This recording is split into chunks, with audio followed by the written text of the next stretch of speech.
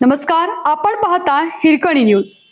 Hirkani news प्रत्येक क्षण ताज्या घडामोडी आणि महत्त्वाच्या प्रत्येक बातमीसाठी नेहमी तत्पर. पन्हाळगडावरील साधोबा तलावानजीक मशिदीचे अतिक्रमण काढण्यास तूर्त स्थगिती.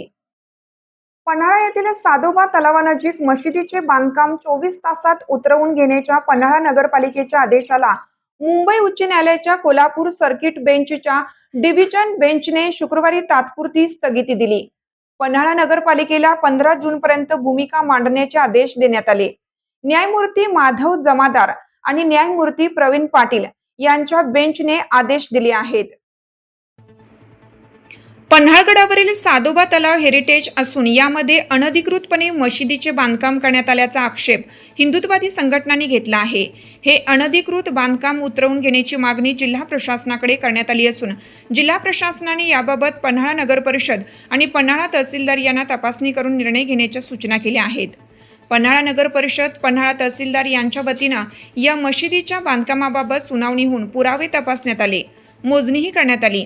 सुनावणी अंती मशिदीचे बांधकाम अनधिकृत असल्याचे निदर्शनास आले.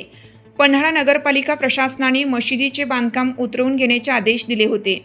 शनिवारी दिनांक 9 रोजी प्रशासनाकडून मोठी अतिक्रमण विरोधी मोहीम राबवण्यात येणार होती.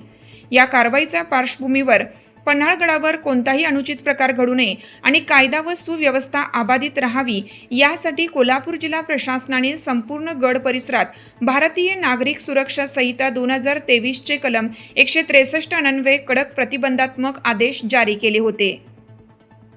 आणि सबस्क्राइब करायला विसरू नका आणि रहा अपडेट.